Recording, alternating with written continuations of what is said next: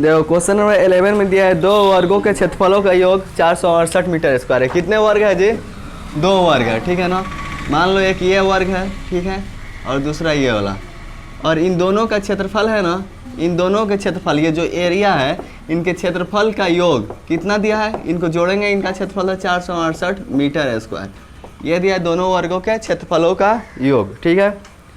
यदि उनके परिमापों का अंतर, परिमाप मतलब क्या होता है, इनके जो बाउंड्री का लेंथ है यानी इनके जो भुजाओं का लंबाई है, इनको जोड़ दें तो क्या होता है, परिमाप आता है ना। और इनके परिमापों का अंतर, अंतर मतलब क्या होता है, घटाव, अंतर मतलब घटाव होता है ना। इनके परिमापों का अंतर दिया है 24 मीटर। क्या दिया है जी? 24 मीटर। तो दोनों वर्गों की भुजाएं ज्ञात कीजिए। तो अपने को बताना है कि इन वर्गों की भुजाओं का लंबाई क्या है। तो इन वर्ग की भुजाओं का लंबाई क्या है, ये तुमको मालूम है? नहीं ना मालूम है तो मान लेते हैं कि पहले वर्ग की भुजा x मीटर, देखो क्योंकि ये मीटर में दिया है ना इसलिए मीटर में मान रहे हैं, और दूसरे वर्ग की भुजा y मीटर। इतना समझ में आया? पहले वर्ग की भुजा की लंबाई x मीटर, दूसरे वर्ग की भुजा की लंबाई y मीटर। और तुमको मालूम है वर्ग की भुजाएं आपस में क्या होती है, बराबर होती है। ये x है तो ये सारे x होंगे, ठीक है ना, इसलिए सिर्फ x मीटर मान लिए। और इसके भी सारे के सारे भुजाएं आपस में क्या होगी, इक्वल होगी। तो इसके भुजाओं की लंबाई क्या माने है, y मीटर। कोई दिक्कत है? लिखेंगे माना कि पहले वर्ग की भुजा, पहले वर्ग की भुजा बराबर y metre, sorry x metre. पहले वर्ग की भुजा क्या माने, x मीटर। तो क्या बोला, इनके क्षेत्रफलों का योग 468 मीटर स्क्वायर। क्षेत्रफल ना, तो वर्ग का क्षेत्रफल निकालने के लिए फार्मूला क्या लिखवाए हैं, ये वर्ग का क्षेत्रफल होता है, भुजा स्क्वायर होता है ना, ठीक। देखो वर्ग का क्षेत्रफल, वर्ग का क्षेत्रफल बराबर होता है भुजा स्क्वायर, ठीक है ना। और भुजा को हम लोग a मान लेंगे तो क्या हो जाए, a स्क्वायर। भुजा कितना x है ना, तो हो जाए x स्क्वायर। क्या होगा, x स्क्वायर। और ये मीटर में है तो इसका क्षेत्रफल क्या चीज़ होगा, मीटर स्क्वायर होता है ना क्षेत्रफल मीटर स्क्वायर में, ठीक है। देखो दूसरे वर्ग की भुजा को मानते हैं y मीटर, दूसरे वर्ग की भुजा, दूसरे वर्ग की भुजा क्या है, y है ना, तो y मीटर। तो इसका भी क्षेत्रफल निकाल रहे हैं, वर्ग का क्षेत्रफल क्या होगा जी, भुजा स्क्वायर। भुजा क्या है, y, तो y स्क्वायर, और ये मीटर स्क्वायर भी लिख देते हैं। कोई दिक्कत है? क्योंकि मीटर में तो इसलिए क्षेत्रफल मीटर स्क्वायर होगा। इतना समझ में आया? क्वेश्चन में क्या बोला है, दोनों वर्ग के क्षेत्रफलों का योग 468 मीटर स्क्वायर है। तो यह है पहले वर्ग का क्षेत्रफल, यह है दूसरे वर्ग का क्षेत्रफल, और इन दोनों का क्षेत्रफल जोड़ेंगे तो किसके इक्वल आएगा, 468, इसके इक्वल आएगा ना। तो देखो लिखेंगे प्रश्न से, पहले वर्ग का क्षेत्रफल है x स्क्वायर, दूसरे वर्ग का क्षेत्रफल है y स्क्वायर, और इन दोनों का योग यानी इन दोनों का सम कितना दिया, 468, तो इक्वल टू 468। इसको मान लिए समीकरण फर्स्ट, ठीक है। पुनः प्रश्न से फिर क्या बोला है जी, इनके परिमापों का अंतर, इनके परिमापों का अंतर बताओ। तो वर्ग का परिमाप निकालने के लिए फॉर्मूला, वर्ग का परिमाप क्या होता है, हम क्या बताए हैं कि जो परिमाप होता है, परिमाप मतलब क्या है, इनके भुजाओं का कुल लंबाई, इनके भुजाओं का कुल लंबाई, यही ना परिमाप होता है। तो देखो तो ये एक भुजा है ना, तो इसको x माने हैं तो मान लो ये x, ये भी क्या होगा, x ही होगा क्योंकि वर्ग की भुजाएं आपस में बराबर होती है। ये भी क्या होगा, x होगा ना। या एक काम करो, ये सब भुजा है ना, तो भुजा, ये भुजा का लंबाई है, और कितने भुजा है, 1 2 3 4, 4 बार जोड़ो, उससे बढ़िया 4 से इसे मल्टीप्लाई कर दो। तो वर्ग का परिमाप क्या होता है, 4 इंटू भुजा, यही ना होता है। तो देखो वर्ग का परिमाप, पहले वर्ग की भुजा क्या है, x है ना, तो उसका परिमाप क्या होगा, 4 इंटू भुजा, भुजा क्या है, x है तो 4x होगा। कोई दिक्कत है, पूछना है तो देख लो। वर्ग का परिमाप 4 इंटू भुजा, पहले वर्ग की भुजा का लंबाई क्या है, x है तो x, 4 से x में मल्टीप्लाई करेंगे 4x, पहले वर्ग का परिमाप आ गया 4x। दूसरे वर्ग का परिमाप निकालेंगे तो इसके 4 इंटू क्या होता है, भुजा, इसका भुजा की लंबाई क्या है, y, तो 4y, ठीक है। और इनका अंतर मतलब क्या है, इनका घटाव ना कितना दिया है, 24, तो इक्वल टू होगा 24। कोई दिक्कत? देखो दोनों में क्या चीज़ कॉमन है, 4, इसमें भी 4 है, इसमें भी 4 है, तो 4 कॉमन लगे। यहाँ से 4 निकल गया, कॉमन ले लिए तो x बच गया, माइनस है, यहाँ से 4 निकल गया तो y बराबर 24 है, 24। 4 इधर क्या चीज़ में है, मल्टीप्लाई, गुणा में है ना, तो दूसरे साइड जाएगा तो क्या चीज़ में होगा, भाग में। तो देखो x माइनस वाई 24/4, 4 छके 24, x minus y equal to कितना आ गया जी 6। ठीक है, देखो x equal to minus y दूसरे से जाएगा तो 6 माइनस वाई इधर आ गया प्लस वाई, कोई दिक्कत। इसको हम लोग मान लेते हैं समीकरण 2। x का मान अब हम क्या करते हैं समीकरण फर्स्ट में रख देते हैं, तो लिखेंगे x का मान समीकरण 1 में रखने पर, देखो x का मान समीकरण 1 में रखने पर, बताओ तो समीकरण 1 क्या है, x square plus y square equal to 468, यही ना है जी।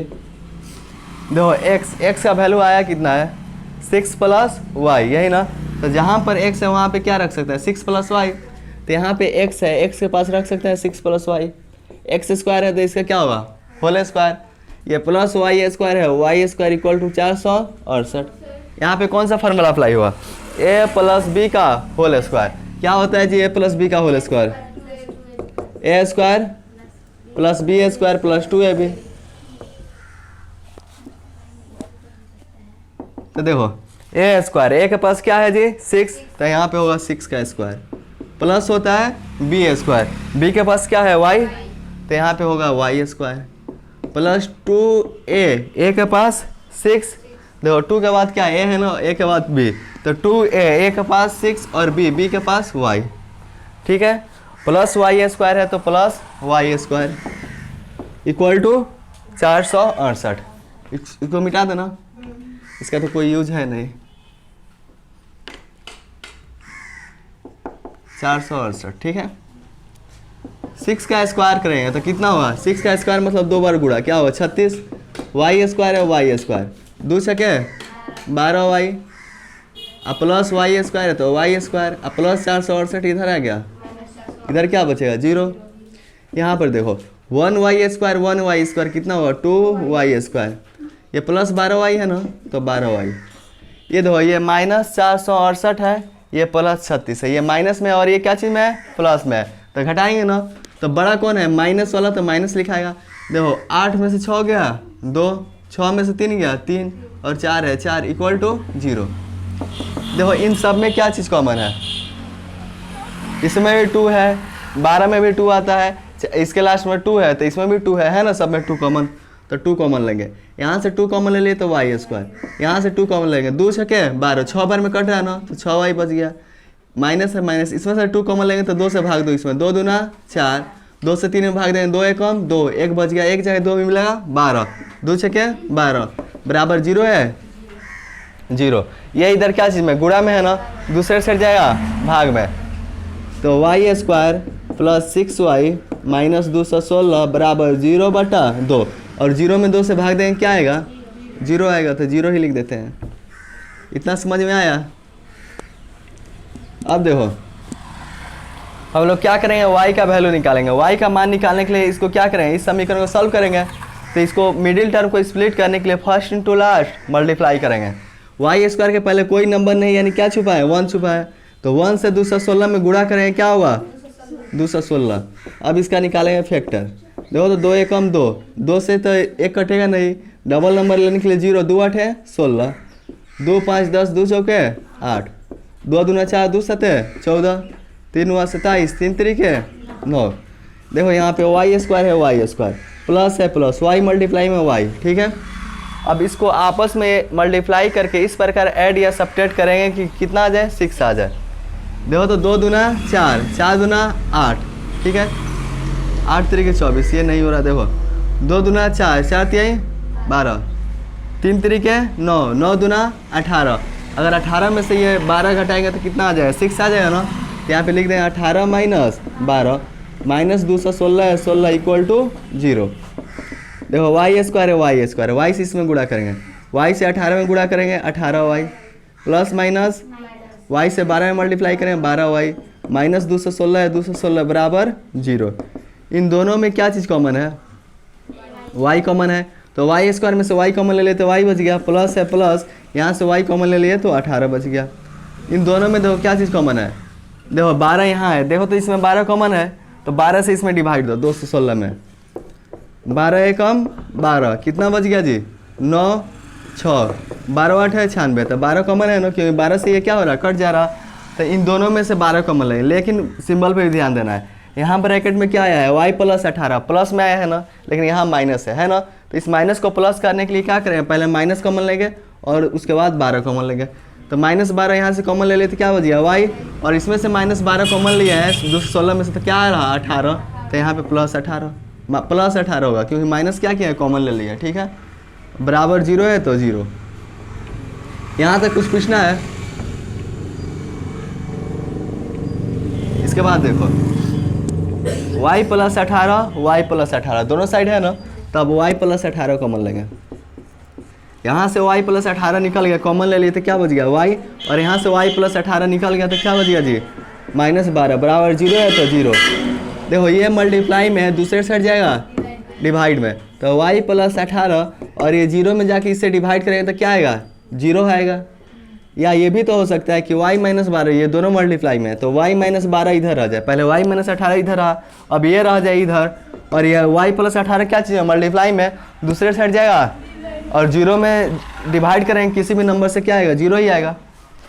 देखो y इक्वल टू प्लस 18 दूसरे साइड जाएगा -18, y इक्वल टू -12 दूसरे साइड जाएगा +12। y क्या माने है, y माने दूसरे वर्ग की भुजा। वर्ग की भुजा क्या, वर्ग की जो भुजा होता है उसका लंबाई, क्या लंबाई कभी निगेटिव होता है माइनस में, नहीं ना होता है, हमेशा पॉजिटिव होगा।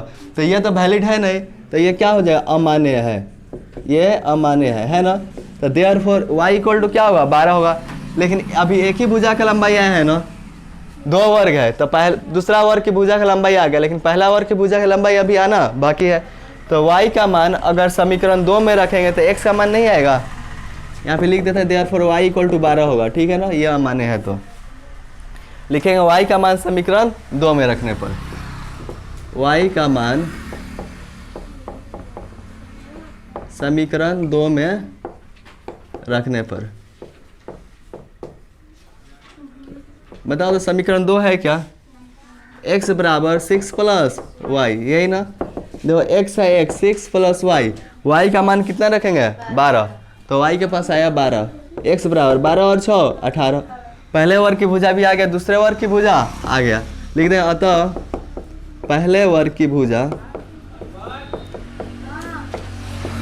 x बराबर 18 मीटर तथा दूसरे वर्ग की भुजा, और दूसरे वर्ग की भुजा क्या माने है y माने है ना, y बराबर कितना है 12, तो 12 मीटर।